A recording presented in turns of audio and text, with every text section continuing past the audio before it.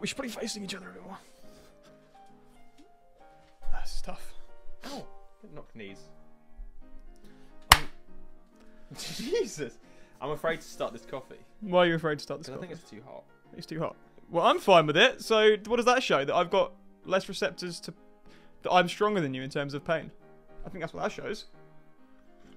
That's a horrible noise. Please cut it out. The worst thing is we've got such good microphones now. Yeah, that it will pick it up. It will pick it up perfectly. Did you put sugar in that? Yeah, I did. I put a whole teaspoon in. Because you said half a teaspoon. Did you then stir it around or you just let it sink to the bottom? I stirred it around. Hello! Deal with it! You're an adult. Hello! We are Dead by Podcast. This is Thomas Locke. So you don't have to. That's what I wanted you to Wait, do. you do the introduction. Alright. Welcome to the podcast that never ends. With me, Thomas Locke. What? No. Oh, chimpanzee that! What did you do, chef? There you go. Look at that peaking. The audio's peaking. That was good, wasn't it? That was good. good. I'm on camera as well. I didn't focus on what I was doing. It's okay, I did. Okay, so this is an interesting one. We haven't actually done a podcast in about 6 months. Might be more like 7 or 8 months, to be fair. The reason why I suggested changing the name, well, I don't think we actually should, but I think it was quite interesting that when we first started doing this, which must have been, what was over a year ago now, it was August 2020, there were no Dead by Daylight podcasts that were active. And now, I know about 4 people that are doing Dead by Daylight Really? podcasts. Yeah. Although they aren't doing video podcasts. So this... Vodcasts. So this is still unique. And that's why we've put so much effort into making sure that there is lighting and fancy stuff. We have spider web. Look, I put effort in to... That is good. I noticed that earlier and I just thought you haven't dusted in a while. No, that's... Oh, they're real spiders and all. Isn't it? Yeah. This is, by the way, we're in a new house. You know. Oh yeah, You've got Jesus. married Oh since my the God. last time. I was the best man. Best person there. Best person there, of course. And it was your day. It was your big day, really. Yeah, I mean, and I killed it as well. So we went for a run this morning. This guy runs towards us, we did that exact thing. We moved to one side, and we both felt this massive smack on our heads. It was on. We were like, what is this? I looked down, there's a block of cheese. So I ran after the guy, and I went, mate, that wasn't very mature, was it? Thank you. So now and you've moved into a new house, not bought. Well, no, but yeah, a lot's happened in the last few months, and not just in our personal lives, but also Dead by Daylight. Your album wasn't even out when we recorded our last podcast. Was it not? You hadn't been on tour. We were still in lockdown, which is why we were doing it over Discord. That was a long time ago. Jesus. A lot has happened in 6 months. And in the game, which is the most important thing Oh, I lost the game. Of us doing this. Although saying that, I've only recently come back into the game. Yeah, I tend to have a hell of a lot more breaks from it at the moment. Not just because I've been really busy, but because I had no motivation to play it. Yeah, well, honestly. I took a month off streaming and making videos really to focus on other stuff, other work. And I've only... Speaking of, sorry to cut in again, we'll let each other speak at some point. You are now Twitch partner. Oh, yeah. And YouTube partner. Oh, yeah, I don't think that was... No, because the last time we recorded a podcast, it went on started going on your channel because I was worried about my numbers being pushed down by having one video that performed badly. So, welcome this is back. Strong coffee. Good. Welcome back to the main channel, the good channel, you know. And, no, yeah, so much has happened. So much has happened in the game. So I took about a month off and then I came back into it, but I've been playing it regularly for the last kind of 3 weeks, and I still played it on occasion in between those dates, whereas I think you took a good 2 months off. So a lot of stuff. Yeah. You didn't even play when Pinhead came out. You didn't play when Mikaela first came out, right? You only started playing in the last week. You missed the whole SBMM and grades thing. You've missed... God, what else happened? I haven't missed it. I've kept sort of... Abreast. I didn't want to say Why is that funny? word. Why is that funny? Because you said breast. Oh, okay. Obviously. Because you said yeah, I've kept abreast of all of the news. Oi. Cheeky. Cheeky. Cheeky. But I never knew too much. In fact, it was only yesterday on stream that I read through. I could finally get Mikaela. And she's cool. It's slightly, she's quite cute actually. in her face, which is a bit weird. That's exactly what you said on. I was watching a stream yesterday. You said, "Oh yeah, she's quite cute." Yeah, I didn't. Not. Oh, she's hot. Not. Oh yeah, she's pretty good. No, looking. she's quite adorable because she's got those like glasses. Yeah. And, But then what made me really sort of feel a little bit uncomfortable is she wears like a zip here or something. Like Oh that. yeah. I remember you saying this And as well. you think, especially in a game where things need to be symmetrical and stuff like that, that they'd make it. I mean, in real life, it's It okay wouldn't happen. It wouldn't be. Yeah. for it your wouldn't- top to be like that occasionally, because then you go, oh. But they don't do that, and there's a zip that goes down the middle, and her belly button showing underneath, and it's like to the right or to the left of it, and it was really But unnerving, I think that's fine. deliberately disturbing. Well, it was. Yeah, that's what it's because it's a horror game. No, obviously that's done on purpose to make it look a little bit more realistic. If it was perfectly symmetrical, that would look silly. Dead by Daylight is a very realistic game. They care about realism, They do, obviously. yeah. But no, loads of stuff's happened. So you got that, you got the Pinhead chapter coming out, and I think the most of our discussion today will be on about SBMM and the grade system, because I think there's so much to be said about that. Even now, the dust has kind of settled, and it's been around for a while, and people are kind of used to it as much as you possibly can be. I think there's still a big discussion to be had around that, Yeah. especially as you're coming into it after having not played the game for quite a while. So that's cool. But should we start off talking about Mikaela and Pinhead and perks? Yeah. I first of all, last time we did our podcast, there's no way we would have even thought about survivors blessing totems. Yeah, that's quite a big change. I mean, yeah. And I when I heard it on like a face value thing without actually playing it, it sounds way overpowered. But when I started playing it yesterday and we got a few Boon totems going, it adds another element to the game and the strategy and the gameplay, and I think it's good because my original way of playing as Survivor was always, I think my main thing was Detective's Hunch, so I could get rid of obviously Undying, Ruin, Devour Hope, No Ed, stuff like that. That was my part of the team. I thought, well, no one else really goes around and does the totems. They always moan when No Ed comes. So you know what? I'm gonna, as I go around, I'll do a gen. I'll find out where the next probably 2 closest totems are. Do them, get into the next gen. But now with Boon totems, you don't know whether it's useful doing the totems or not, or waiting for a teammate who might have one of the perks. Now, bear in mind, one of those perks only became usable again yesterday after the update. Yeah, I haven't actually played since the update, so. Which was the healing one, I believe. Circle of Healing. Circle of Healing. Doubles your healing speed and allows you to heal yourself. Also doubled, so you heal at the regular healing speed, so it takes 16 seconds to fully heal. So that's the same as a brown medkit. No, because No? with the brown medkit you still heal. Whenever you self heal, you heal at half speed. So even if you're healing yourself, with a 16 charge medkit, it should still take 32 seconds. I think it takes 24 because I think the brown medkit increases your healing speed. I might be wrong on this actually, but no, healing with Circle of Healing without a medkit is faster than healing with a medkit. Okay, so it is definitely worth having. Yeah, But it is it's good. a really good perk. And remember that obviously, as long as you're within a certain radius of the totem, you can do this as well. You don't have to be right next to it. You can, and it tells you as well where you are and what Boon totem effect you've got, which I think is really good. It's like I said, on face value, it seems overpowered, but it does add another element. So I'm quite actually interested in how it goes. There's a couple of things with the Boon totems I'm not happy about, killer wise. Now I haven't played killer yet with a Boon totem. Playing against Boon totems is killer as hell. I personally, I was watching you actually yesterday. I think you played as Trapper. Yeah, I played a few games as Trapper. Because he's been buffed. Or at least he's been buffed Yeah, massively. and there's a lot of people playing as him, and I think it's great. I didn't think I thought He's really Trapper, fun. to be fair, was just a genuine mid-tier killer, and he's quite scary because obviously, when he's chasing you, you're thinking, is he deliberately pushing me this way? And there's so many mind games with Trapper. I think it's great. But anyway, we can get onto him in a bit. But the Boon totem thing is, I saw you crush. Well, my question is this: why can a survivor take out I know Hex exactly where you're totem going of with the this. killer, and that's it? Well, I can tell you exactly what the reason is. They're kind of what they said in their Q&A, because this question was asked. What they said in their Q&A was that Hex totems provide massive game-changing things that modify the objective. This is the crucial thing. Hex totems can modify the objective and make it harder for survivors to complete the objective. Boon totems offer small areas. It's quite large areas, but this is the way they worded it. Areas, little support benefits that don't directly contribute to the objective.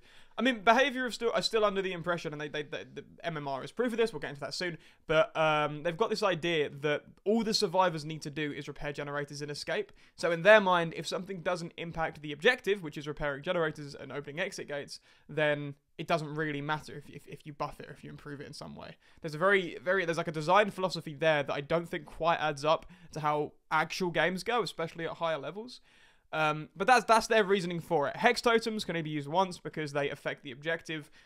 Boon totems can be used as many times as you want because they don't affect the objective. Even though they do. Hiding scratch marks, prolonging chases like that, or making it so that people heal faster, that's helping out with the objective because you're going to get to it quicker. It doesn't have a direct effect on the objective. Well, their reasoning, what they've said is that time spent doing boon totems, healing, chasing is not time spent on generators. I don't think that's a very good point of view from a balance standpoint. Because, yeah, the point of, say, a chase is to allow your teammates time to get generators done. If you're healing faster, that gives you more time to get generators done. So I don't see things that way. But that's their official reason. Anyway, that's their justification. I'm not going to pretend I know better about balancing Dead by Daylight than the developers of Dead by Daylight, but you look at it and you sort of think, oh, there's a slight misalignment there between kind of what they're saying is the purpose and, you know, what reality kind of is. Well, the reality is that the killer gets marked down on the emblem system for every survivor that's healed. Yeah. So what they've done is... Well, the emblem system doesn't exist anymore, so... Well, it does exist, but it doesn't matter. It doesn't have a gameplay impact we'll anymore. Move on to that. We will! But... it kind of proves to me again that they care more about the survivor experience than the killer, because what they're saying is it doesn't affect the progress of what the survivor needs to do, but what they don't realise is, yeah, that's probably true, because, yeah, the generators need to be done before they escape, but what it does do is, first of all, takes away from the emblem system of the killer, but it also takes away a little bit of the objective of the killer, which is to hit people down twice and hook them 3 times. It only takes 8 seconds, or I think it's 8 seconds, to bless a totem, which is absurd, because it takes about 2 or 3 seconds to kick a totem, right? So, the thing that I found, because the only time I've really gone up against it, I was doing customs in on stream, and one of the things that I found is that when at the start of the game, whenever I saw a boon totem, I would snuff it. But by the end of the trial, I just wouldn't bother, because by the time you've snuffed it, they could just go and set another one up. It's a crazy. Waste of time. It's a waste of time. It's a waste of time taking it out, and they need to improve that. They need to make it take longer to set up, maybe. Something like that. Something like that. But overall, I do agree it's a really good new mechanic, and it's really good... Which it turns it on its head, the same way that Inner Strength did, where you've got certain perks that, like Inner Strength, that can only be activated by cleansing a totem. So you have to kind of make a decision, am I going to run around cleansing totems, or am I going to leave it just in case it's going to benefit one of my teammates? Also, risk-reward there, because obviously if you leave totems and don't cleanse them, sure, you've got more positions for boons, and you've got better access to using a perk like Inner Strength, but if the killer has no-ed, you're kind of allowing that to exist. So that's really cool. I like that. I like that as a system. Yeah. And also, it's worth mentioning, Undying is even more powerful with the existence of boon totems, because now survivors have a genuine reason to be going up to dull totems and doing stuff with them. Well, the question is as well, now that they've added boon totems, this isn't where they're going to stop. It's not just going to be 2. This is the issue that I have. Going forwards, they're obviously going to bring in more boon totems, I would have thought. Then why would they bring in a new mechanic? Yeah, they've already said you're going to be seeing loads more boon totems. But how many more can they bring in that do not directly affect? I can tell you now, I reckon they will bring in a boon totem that speeds up generator progress. Potentially. If you live in a certain area. Or even negates the regression of ruin if it's in that area, or something like that. Oh, but then that'd affect objective, and they said they're not going to do that. That's what I mean. I don't know. That's what I mean. But how many more can they bring in that don't affect the objective directly? Sure. That's the thing. But we've also got, on the other hand, and we haven't mentioned this yet, Scourge hooks. Do you know about this? Pinhead's perks? I was wondering, because I don't think you've played Pinhead, have you? I have played Pinhead. You have played Pinhead, so you know about Scourge hooks. Remind me.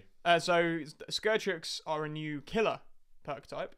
that means if you hook a survivor on a certain hook, it applies effects. I can't remember what Pinhead's one does because it's not very good. But I think Pinhead's one, they like get highlighted in different aura. I think Pinhead's one gives you additional blood points and also applies the mangled effect when they get unhooked. Right. Something like that. I think there's more to it than that because that sounds incredibly weak. But something like that. Well, that is yeah. So again, this is the thing. I've been listening to our podcasts recently over and a lot of them. I mean, let's face it, we had the worst update in history. Oh Jesus! And those are the ones I'm around at the moment listening to them. I think they're quite negative, but they are still bringing in cool mechanics to the game. There's a weird, and we'll touch on this when we get into our SBMM discussion. I have a weird feeling towards it at the minute, which is that behavior high management don't care about DBD. They want to focus on profits, and that makes sense. They're the bosses. They're the money people. But that isn't to say people often say, "Oh, the developers don't care about the game," or "the developers are so bad." And I don't think that's true in the slightest. I think the issue is that there's developers that are passionate about the game, some really creative people, but they're being forced to work on things that maybe aren't the best for the health of the game, but are more focused on, look, here's a cool new thing that you can mess about with. This is going to sell us copies of this DLC. That's the impression that I get. The developers do care. The higher management don't, because it is a cash cow. That is what the game is. I mean, they were an independent company, purely doing licensed games, and then Dead by Daylight took off. So, but in how many years have they been in business now with this game? Well, this game since 2016, right? But I mean, Behaviour Interactive as a whole, 25 years. But they've had 5 years as a developer team of this game. Yeah, they should be getting it right now. Well, but there's turnover. There, McLean left. You have different community managers now. Developers leave and then leave and join and whatever. The team working on the game now, I doubt is barely even the team that started working on the game in the first place. But I mean, 2016, the game had phenomenal problems. I think 2019, in my opinion, was probably when the game was at its very best. But then I might just be saying that because that's when I was first really, really into it. I could look past its kind of flaws. Difficult, isn't it? I don't know. I apart from MMR and SBMM, whatever we want to call it, I might even be. I think now is probably one of the best times. Whoa! Okay, I would agree with you if not. Yeah, I think I'd agree with you if not for SBMM and MMR. And we'll come back to that subject after this. After these messages. Unless you have an ad blocker enabled, in which case you're not getting ads. Howdy, neighbour. I'm Jonathan. That was it. Welcome back. Let's have our discussion. Welcome back to the Dead by podcast, where the podcast's with me, Thomas Locke, and Jack Locke. Oh no, we shouldn't really say our names. No, we shouldn't. Well, no, we God. It's fine. We should. Your name is Jackster Locke on Twitch. Yes, but it's cryptic. Isn't that? Yeah. So let's have our SBMM discussion. Yeah. Can I start? Because I think we're going to go into a bit more positivity as we go through. But my main thing with MMR, and it's a very personal thing, but it is very, very negative. I'm a very competitive person, and I at the moment play PvP games, player versus player. Because I want to play against someone and try and beat them. If I didn't want to do that, I'd play campaigns and story modes, which is what I used to do. But since the whole franchise and it's just blown up really of PvP, BR games, Battle Royale and stuff like that. My main 3 games that I play, besides Dead by Daylight, are Apex, Legends, Warzone, and Rocket League. All of which, competitive, ranked, online, PvP, stuff like that, okay? Don't mind me. Carry on. See ya. Carry on. Bored. Ignore me. Keep doing your thing. I'll leave this in. Keep going. All right. Keep talking. Don't squash the succulent. Keep talking. Anyway, sorry. So I've always strived, and I know a lot of people say they don't care about rank. Why should you care about rank? Well, the reason is because I wanna get better at the game. I want to be towards the top. And it's about pride as well. I love the idea. I loved it when I got to rank 1. I'm not one of the, I'm a half decent player at Dead by Daylight in both Killer and Survivor. When you hit rank 1, it's like, yes. And it's like you're excited. Could you make more noise? There we go. Thank you. Sorted it. Not really. Oh, but doesn't make any difference, does it? you got to turn it so it faces up. Anyway, Yeah, so I'm playing all of these games because I want to win and I want to get to the highest rank possible. When you reach rank 1, it's an achievement. You're happy with yourself. At least me. Jesus Christ. So what SBMM does, or MMR as they call it, is it's a hidden number, as we know. It's a hidden number that basically the higher the number, the better you are, the higher through the ranks you are. You don't know because it's hidden. And the lower, obviously the lower you are, not as good. And the idea is you play against those players. Now I thought rank 1 players, as the old system, would play against red rank players, rank 1 players. That's their MMR, that's their rating, that's their number, whatever you want to call it. Is the rank 1. I thought it was already in place. And now they've taken that away. And they've added a hidden one, so you don't know where you are. And what they've done is everyone's going to revert back to the equivalent of rank 20, which is, what is that? Something grey 4. Ash 4. I mean, why? It had a very unique ranking system. You go from 20 to 1, okay, and you get the different colours, colour grades as you go through. You've got the grey, brown, you got purple, green, red, stuff like that. It was fantastic. When you get the new colour, it's like great. They've still got that, except it's 4, 3, 2, 1. 4, 3, 2, 1 in different colours.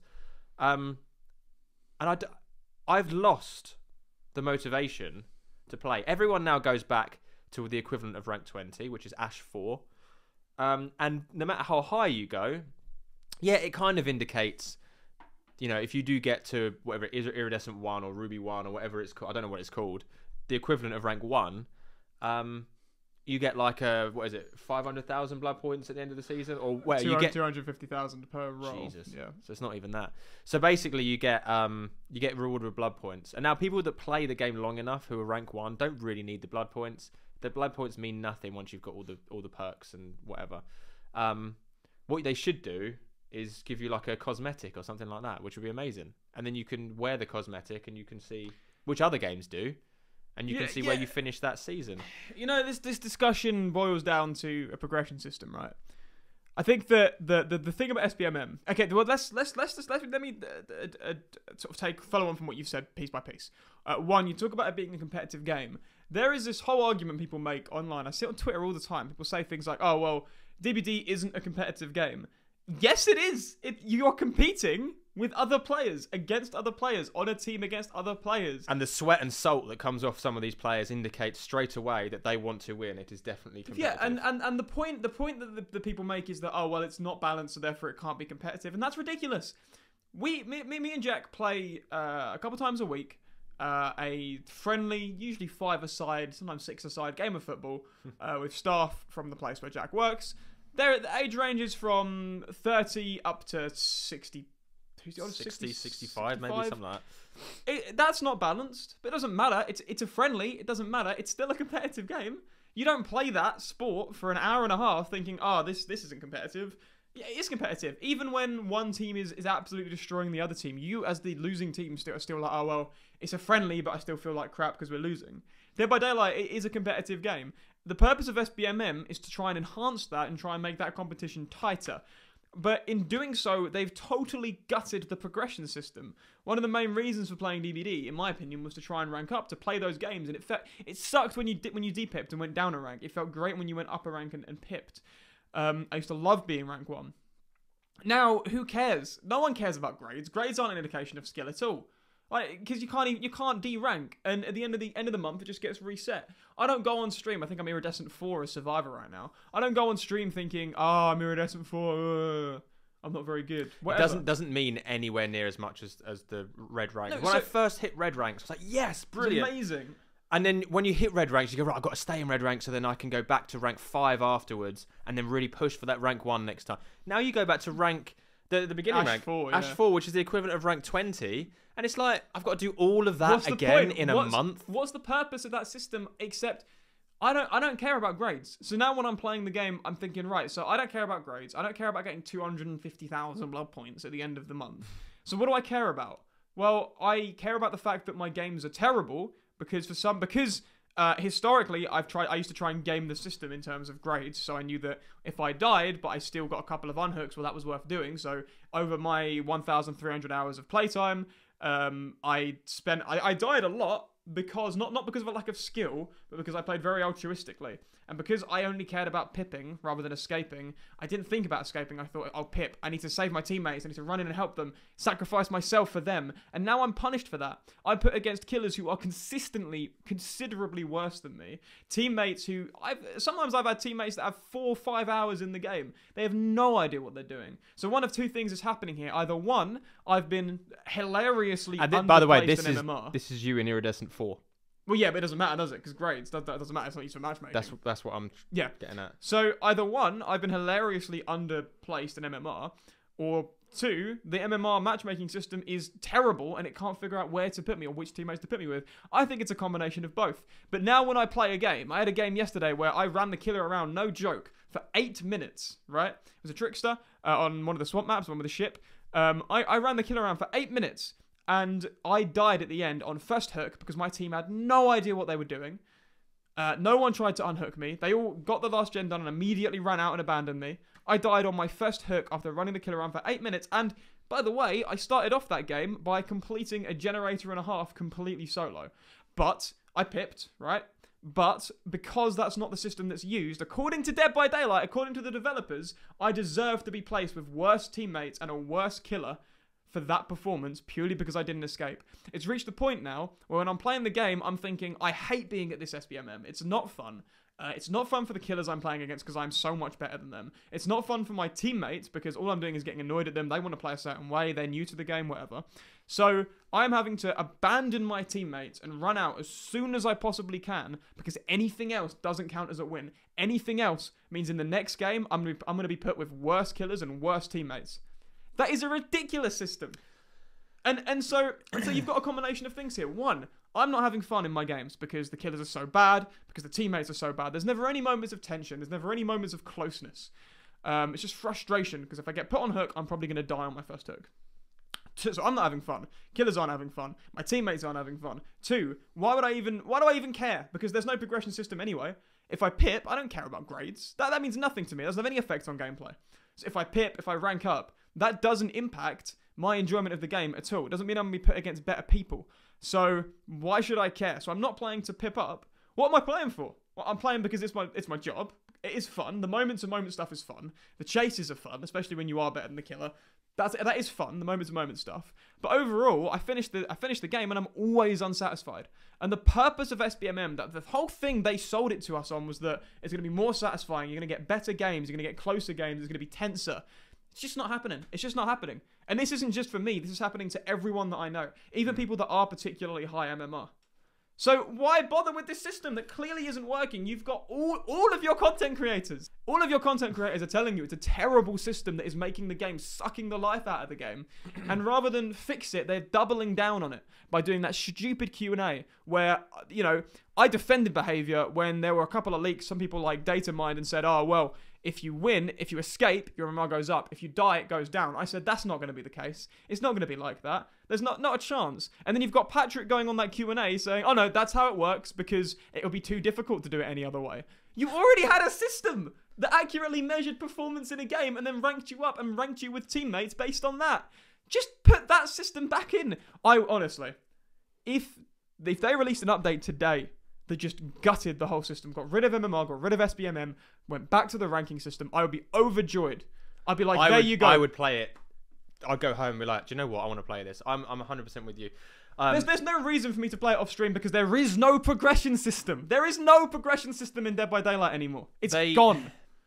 The thing is, it's almost as if they're going, we don't want this game to be competitive. We want it to be casual. This is why we're doing it. After the first time I updated it and played with this new ranking system, MMR, I spoke to Isuchi and I had a rant towards her and she completely agreed. And this was my final statement. There is no incentive for playing this game anymore. There is no point to it. There's nothing. There's no, you don't get anything out of it. You go back, you know, like I said, 13th of the month, you get put all the way back to Ash 4. You might make it all the way to Iridescent 1. But then after that, it's like, well, I know I'm going to go all the way back again. What's the point?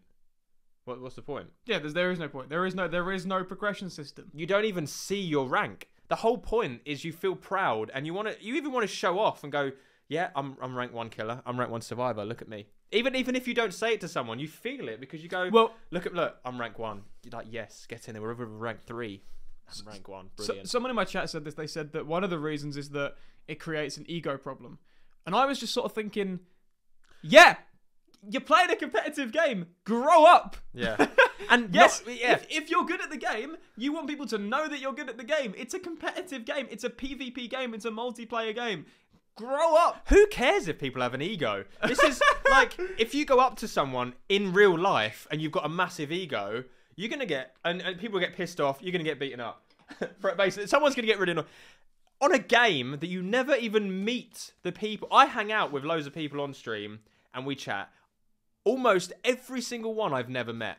And we're like friends in the community, which is fantastic. People you play against, after the game's over, you might stay a little bit longer and have a go and stuff like that, going, oh, I don't like you, the way you acted, stuff like that. But when you join the next game, you have completely forgotten about them. Yeah, my point is, it's online. It's an ego.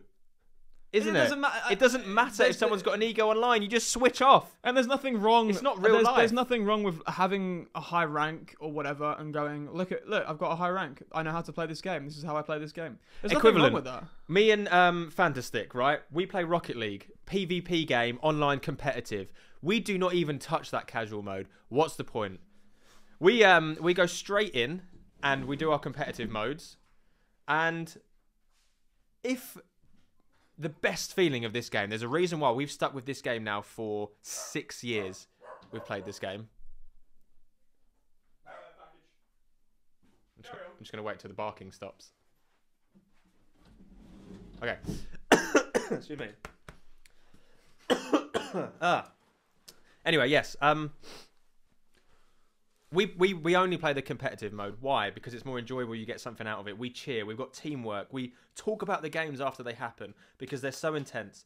The best experience that we can have is when we're 2-0 down, for example, in a game, and you've got toxic players in the chat going, easy, baby, what a save, forfeit, stuff like that. Doesn't that get you pumped, though? And then we get angry and we go together and we go, right, this is it. This is it. And we bring it back, and even if it gets to like 4-all, or no, not even that. Say we bring it back to 2-2. Okay, in the final second, we score that winning goal. We get the biggest cheer. We're elated. We're like, yes! Like we even get up off of our seat and just cheer. And then we go GG, and we put stuff in the chat. It's like, have it back, brilliant. That's the kind of energy that you should have in a competitive game. That's why I play it. Dead by Daylight is, to me, just flat. The only reason I play that now is, and I've been looking for another game to stream, because let's face it, I don't want to play it. There's no reason to. No, because there's no reason to. I said earlier as well that I think actually the game in itself, the gameplay, some of it now, is kind of at the best it has been in a long time. It's fun. The moment-to-moment gameplay is fun, but you need a wider reason to keep coming back to it. Yeah, they've brought in amazing things, like blessing the totems. They've got like... They're improving certain characters, the music, the graphics, everything's improving, and then they bring in a reason to not want to play it anymore. Yeah. They put all this effort in and gone, oh no, we're going to make it a bit more casual. You're going to play against people of your own ability just to make you have a bit more fun. Well, that is what but we're not going to tell you where you've placed. We're not going to tell you how well you are. You're just going to go against people, and then because and I had someone in chat yesterday saying, well, but they're Iridescent 1, so you think that they're a better player. No, doesn't mean anything. But that's not true because SBM, because the MMR ranking is all, should be, if it works, all the same. We went against Ash 4 killers yesterday because their ranking was the same as someone with Iridescent 1. So that proves that it makes no difference what ranking you are. Yeah, well, I was going to follow. I think that's what it is. I think it is more casual. And this is something I was talking about on stream. I think I worded it quite poorly. But to take that Rocket League analogy, I was playing Rocket League yesterday on the Xbox. And it was 1v1s. I'm doing replacement matches. I was 3-0 up. I was doing really well. I started being a bit cocky. I was sort of purposefully shooting it just between the goal, just because he could do anything. Yeah. And then he scored a goal because I was doing that. And I trapped myself, and he had a good sort of breakaway, and he scored a goal. And he spammed chat, thanks. And I put, you're welcome. Of course. And we kept, but I was like, oh, that's annoying. Well, that's alright, it's only one. And then he scored another one. Because his confidence gets up. Yeah, 3-2. There's a minute left. And then he scored another one. Thanks. About 30 seconds left, I scored one. And then he scores his goal. I'm now one down. He scores a goal. It's the middle where you first go in. Yeah. And he hits it over, goes straight in. Nothing I can do about it. What a save! What a save! Oh what a save! God. And at this point, I am fuming. I'm Yeah. actually really annoyed. I'm like, holy crap! I might be about to lose this game because I was cocky and I'm getting tilted because he's spamming chat. And then I want to stop you there because I can see where this is going. I'll let you continue. I can see where this is going. You're going to bring your energy together and you're going to really try now with everything to bring it back. Now let's put DBD's thing into perspective. You're now what, 2 goals down? yeah, Yeah? no one. No, we're even. We're even. You're at this even, point. We're even at okay. this point. So you're even because you said you were 1 down. What you meant is you're 1 up, and then, Well, they score from the kickoff. Yeah. But now bringing DBD's perspective, going, oh, well, actually, I don't want to lose this game, but if I do, it means I'm going to go against someone easier next game. So if I do lose, I'm probably going to have more fun. Well, because I was so angry, I was off my game. And within about 30 seconds of overtime, he scored the winning goal. Oh no! I thought And it was going to then go the other way. He spams chat, GG, Yeah. GG. And I'm so angry, I hold down the Xbox button, turn off console. I'm Right. done. I get up, I'm like... Now, right? I don't play. I didn't play another game of Rocket. I played about 3 games that night. I didn't play any more after that because I was so frustrated. But isn't it amazing that a video game can give you that much of a visceral reaction? I have a strong emotion as a result of playing a video game, right? It felt like a real competitive sport, right? Amazing. And I'm saying now, I'm still annoyed about that game. It's one of my placement matches. I could be gold. I'm probably going to get matched like high silver now. But Dead by Daylight seem to be afraid of giving people that kind of reaction. Stuff like the chat system, they said they're never adding it to console. I can't believe that. Why not just I add it to cannot console? believe It's that. already in the game. They once they were asked that question, they laughed and said, "We're never bringing it in." I thought, what? Why not? It's brilliant. With the Boon totems, by the way, this is something I wanted to mention earlier. I've kind of thought of it now. If you are in a lobby with your Survivor teammates and you have a Boon totem perk, you better bloody say it in the chat because Yeah, that's true. I've got Detective's Hunch. I'm getting rid of all of those totems, and I'm sure other people will as well. But it gives you a chance now to go, oh guys, you could have like a tactical chat at the beginning, Well, and go, right. well guys, I've got this Boon totem thing. Please, like, can you leave them? Can you leave the dull totems? And then but then the fact that they're not even going to add chat for console means that you don't even get that team. The whole point is you're a team of 4. Here's my ultimate point, right? Here's my theory, and this is what I was trying to explain. I explained quite poorly on stream last night. I think that Behaviour are making a very deliberate decision in the way they're balancing the game and the way they're working with the game to appeal to the most casual audience possible. If you look at the profiles, and this is what makes me think this, and this might be totally out there and totally not correct, and this might upset a few people me saying this. You look at the kind of people they retweet. You look at the people on their Fog Whisperer program. Not all of them, just to be clear, but some of them, especially some of the newer ones. You go on their Twitter profiles, you look at the kind of stuff they share, the kind of stuff they talk about. They're immensely sensitive people. They are the crowd that gets offended over tiny, tiny little things and tweets about it. Now, to be clear, if you're involved in social justice issues, there is nothing wrong with that. Which is why, by the way, True Talent got his Fog Whisperer taken Right, off, yeah, there's sure. too many snowflakes. I mean, it's the same thing with Dowsy. Dowsy criticises the game a lot. He pissed a lot of people off. He's very forceful of his opinions, sometimes a little bit arrogant in his opinions, but most of the time he's right. Exactly the same with True Talent. Although, not that Dowsy and True Talent are really similar at all, but still. Well, they're both very negative, but we'll just continue from there. Yeah, sure. But there's no reason But their opinions are very well thought out. And I mean, I've disagreed with Dowsy several times, and me and him have had sort of Twitter conversations back and forth, and 9 out of 10 times, I end up realizing actually he's in the right, and my opinion on it was wrong. I think True Talent's the same way. I Yeah. think he takes a long time to think about, and he's most of the time he's right because he doesn't work off emotion. He goes, well, all right, you've told me that. Let me go and check out the facts. But I think you look at the kind of core people that Behaviour are trying to appeal to. it's not people that are interested in playing a competitive, a high thrill competitive game. It's very, very sensitive people who don't want to be faced with, if they do badly, they don't want to have someone have a go at them. They don't want to be like, oh, you've done badly, whatever, whatever, whatever. They just want to have nothing, have no reaction. They just want, it's a comfort game. It's just, let's just play this game because it's comfy. Let's watch horror films because it's comfy. And it is, and that's fine to take a game like that. But a game like Dead by Daylight that is set from the outset to be competitive, unless they add a casual mode, in which case fair enough, I just think they're trying to appeal to the wrong type of people, and it's creating this huge disconnect between what their audience actually want in order to cater to, I don't know, a 10% or less than that of their audience, who are these extremely sort of sensitive people who don't want to be faced with any sort of negative emotion while playing a video game. And that's just not what Dead by Daylight is. That's my view. That's how I understand it. And I say that as someone who gets upset extremely quick if people are flashing their flashlights or teabagging. I have a go at those people all the time. I get tilted really, really quick. That sort of stuff just upsets me immediately. So maybe I'm one of those people that wants some more of a less of a game where I get less angry. But at the same time, I think it's better for the game's health if you focus on what, you know, most of your audience want. I think most of your audience wants to take it as seriously as a properly competitive game. You just can't do that without a proper progression system that has an impact on gameplay. Or we bring back something we spoke about beforehand, and a lot of people are talking about it, is have a casual mode and a competitive mode. Which they said they won't do, and they said the reason they're not going to do it is because it's going to split the player base between two different modes. So what they're saying is they haven't. Stupidest thing. What they're saying is they don't believe in their product, so they can't get enough. Essentially, yeah. Well, to go between the two. You'd get more players if you added a casual mode. There are people that want to play the game in a casual mode. There are people that want to play it in a ranked mode. If I had the option when I started streaming, I'd spend the first hour in casual. I'd spend the rest of the thing in ranked.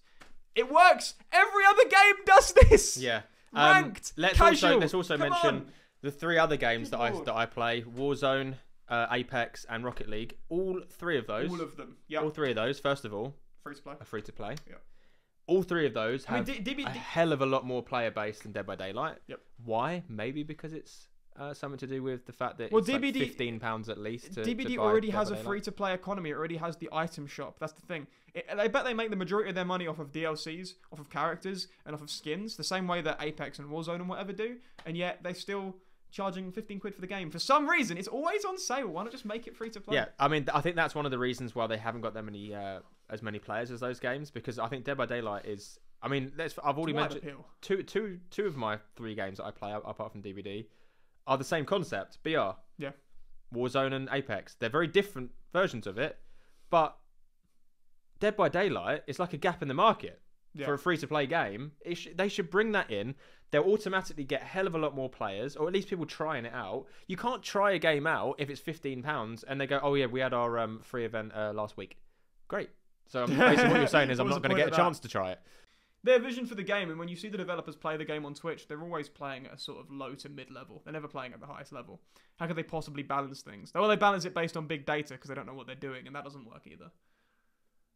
It's dire, but like we're saying right now, Dead by Daylight, in terms of bugs, in terms of moment-to-moment gameplay, it's some of the most fun it's ever been. It's some of the most stable it's ever been, and yet it has these issues and their management issues that are core and that are ruining the experience unnecessarily when they've got all of this work in making the game itself better, and yet they're making these bizarre decisions that frankly don't make any sense and are just for the detriment of the game.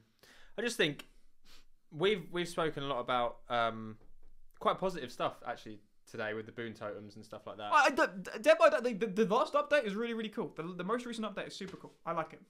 Yeah. I just wish they. I mean, it's also faced since we've spoken. They've got Resident Evil. They've got Resident Evil. So they've got Nemesis. They've got Pinhead. Yep. Amazing. Fantastic. I'm so glad they were able to bring those in. I'm really looking forward to seeing what they're going to do next. I'm assuming it's going to be unlicensed, which again is brilliant. Better in my opinion. Yeah, because they can literally come up with anything they want to. So that's really exciting. I love the fact that they've got Nemesis and Pinhead. In fact, for a while I was only playing those 2 before I had the little break. I was only playing those 2, and I thought, even with Pinhead, I'm not doing that well as him because he's not that strong. He's a high skill killer as well. But it's fun, and I was getting people, and I was like, this is brilliant. This is so much fun. The music, the sounds, the little. You can teleport. You got these chains which make an amazing sound. Super fun. It's so much fun. So it's in a great position. Like I say, bringing in Boon Totems again, and it's like another mechanic. Scourge as well. You've got new mechanics coming in. Perfect. the game is heading in a fantastic direction. Some of the first new mechanics that we've seen in the game since the endgame collapse, which was what, 2.5 years ago now? That was a long time ago. Yeah, very long time ago. Can you believe it? There was a and time they've even before changed the the hatch. Collapse. They've changed even the hatch and keys and Maury's are now reasonable. And they're changing the game as a whole when you're in the game to a great experience. But what's it in service of? What's the point if there's nothing like? But give me a reason to turn the game on, to go, oh yes, I want to get back to that. I want to push forward. I want to try and reach this level today. There's none of that. It's just, well, the game's fun. Let's get in and play. And then when you finish the game, it's like, oh, that was an enjoyable experience. And you're just like, oh, like there's nothing, there's no reason to play it. Like, I enjoyed the game, but I don't play it off stream. There's no reason to play it off stream. If they brought the game in as it is now from the beginning, I think we'd be happy. But the fact is, they've taken one of the main reasons that a lot of people play out of the game, and I think that's such a detrimental thing. And I'd like to see their stats. I'd like to see it because I'd like to see how many people have stopped playing it or don't play it as often. Because there's no incentive to, apart from, have a little bit of fun. There's loads of other games you can do that too, which don't have the amount of bugs. Play a single player game. If you're afraid of competition, stop playing a multiplayer game. Play a single player game. Yeah, in my eyes, if you're playing against other people, then it should be competitive. Yeah. 100%. You should be ranked. If not, like you say, play a campaign. Play just anything single player. Play against bots. With bots, yeah. Or play a casual mode. Add that. But yeah, I think overall, like I'm saying, everything we're doing, like, everything's positive, and then you bring in that, and it's going, but there's no point, there's no incentive now for me to go, I cannot wait to play that again. I can't wait. Imagine if I win a couple more games, I get up to this rank. There's no point in winning. No. And by the way, winning is, again, they've proven that winning for Survivor is escaping. So what I'll do then is I'll just hide around the corner and just wait for my teammates to do There's no point. I'll wait for my teammates to do gens and I'll just escape so that, yeah. Oh, and also, if I get to a point now where I'm not in a mood to sweat, I'll just deliberately do really well. I'm gonna get enough to double pip, but then I'll just give myself to the killer or the endgame collapse and I'll just die. So my MMR can go down and then I can play against easier players. Yeah. Because that's the way to do it, isn't it? If you're not in the sweaty mood, because it doesn't matter anymore. Usually, if I was rank 1 and I play like that, I'm like, if I play badly now, I'm gonna go down to rank 2, and I don't want that. Yeah, I want to stay at rank 1 and do everything I can. But now, because it's a hidden number, it doesn't matter. No, not at all. Not at all. Might as well die. Give myself to the killer. A crappy killer now has gone up slightly in their score, in their hidden score, because they killed me. And I've gone down, even though I ran them around for the whole game. They didn't even get a hit on me. But because it's about kills and escapes, they've gone up, I've gone down, even though I ran them around for ages. You could just make the score visible. I don't know. Yeah. The score was visible. It was called ranks. Yeah, and it worked. And it worked. The whole point is people were getting annoyed because they were playing rank 1 against rank 12. For example, you don't want that. Matchmaking increase the player base, and then that's not a problem anymore. But if everyone played rank 1 against rank 1s, you'd be waiting forever for games. We want you to get in. Well, then try and get your player base up. Like we're saying, if there's not enough players, get the player base up, and then you will have enough. Make it free to play. Yeah.